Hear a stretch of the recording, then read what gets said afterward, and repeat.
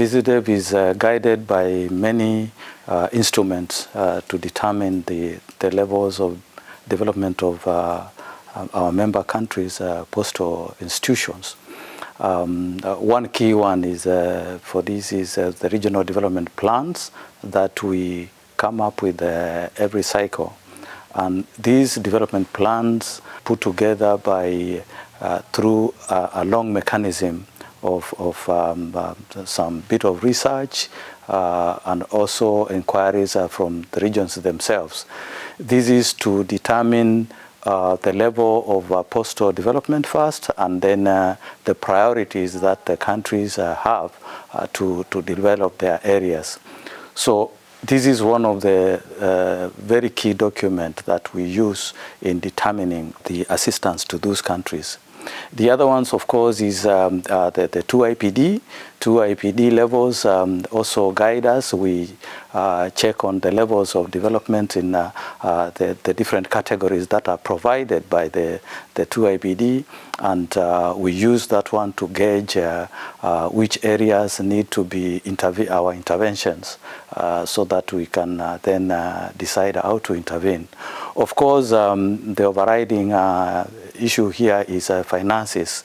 So we also are guided by the kind of budget that we have, and the budget is also allocated according to the work programs and the needs of various countries and regions. So these put together help us a lot to determine the areas to use. Of course, there are some other aspects like emergency issues.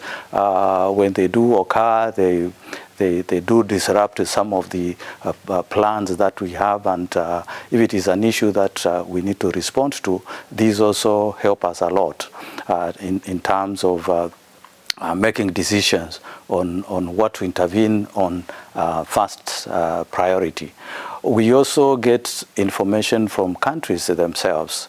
Sometimes the countries approach us with certain needs, and we evaluate the needs and, of course, against the budgets that we have, and then we do decide using those kind of parameters. So there are so many parameters, but those are the key ones that we put into consideration when making decisions on our interventions.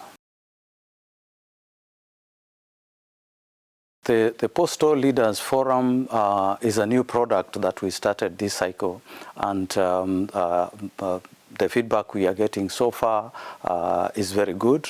The uniqueness of the Postal Leaders Forum is that for the very first time, we are now interacting with the decision makers of postal administrations. So these are the people who carry the vision, the strategy, and the business plans of the organizations. So through the interactions that we've been having with them, they are also now able to interact among themselves and share experiences. We also do bring experts in these forums who have knowledge on various issues, and they share information with them. We bring even other international organizations that have interest in this particular sector. We bring the wider postal sector players who also interact with our designated operators, and really I can say from the forums that we've had this cycle, it seems this is the best way to make decisions about postal development in various parts of the world, because we are dealing with the main drivers of postal development in every country and in all the regions.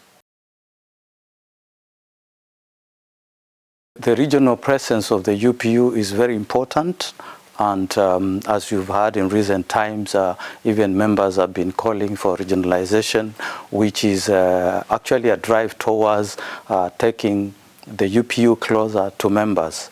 And in the beginning of this cycle, we started on a process of revitalizing our regional presence, and in so doing, before Before this cycle, we had only 7 regional offices. And within our deliberations and our planning, we were able to double those offices. Now, cumulatively, we have 15 experts delivering services on behalf of UPU to members in the field.